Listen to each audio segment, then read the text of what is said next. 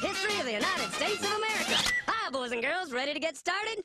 Once upon a time, there were these people in Europe called pilgrims, and they were afraid of being persecuted.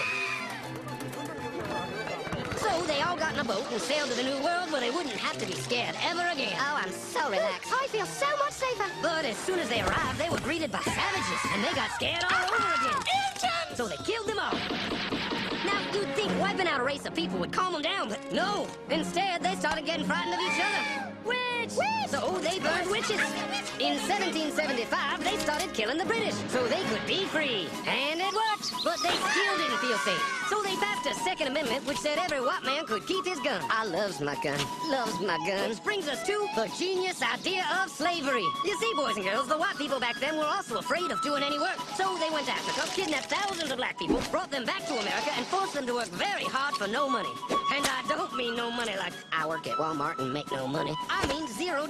Nothing. Not a zip. Doing it that way made the USA the richest country in the world.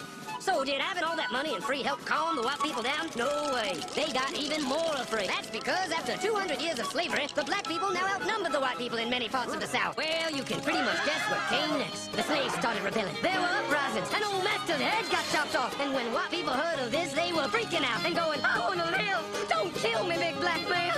Well, just in the nick of time came Samuel Colt, who in 1836 invented the first weapon ever that could be fired over and over without having to reload. And all the Southern whites were like, yeehaw! But it was too late. The North soon won the Civil War and the slaves were freed. Yep, they were free now to go chop all the old master's heads off. And everybody was like, oh no, we're gonna die. But the freed slaves took no revenge. They just wanted to live in peace. But you couldn't convince the white people of this. So they formed the Ku Klux Klan. And in 1871, the same year the Klan became an illegal terrorist organization, another group was founded, the National Rifle Association. Soon politicians passed one of the first gun laws, making it illegal for any black person to own one. It was a great year for America, the KKK and the NRA. Of course, they had nothing to do with each other, and this was just a coincidence. One group legally promoted responsible gun ownership, and the other group shot and lynched black people. And that's the way it was all the way to 1955, when a black woman broke the law by refusing to move to the back of the bus. White people just couldn't believe it. Huh? Well, I won't say move. What's going on? Man, all hell broke loose. Black people everywhere started demanding their rights, and white people had a major freaky feel meltdown, and they were all like, run away! Run away! And they did. They all ran fleeing to the suburbs where it was all white and safe and clean.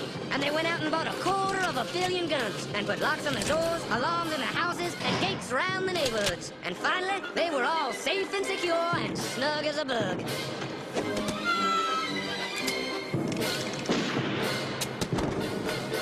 And everyone lived happily ever after.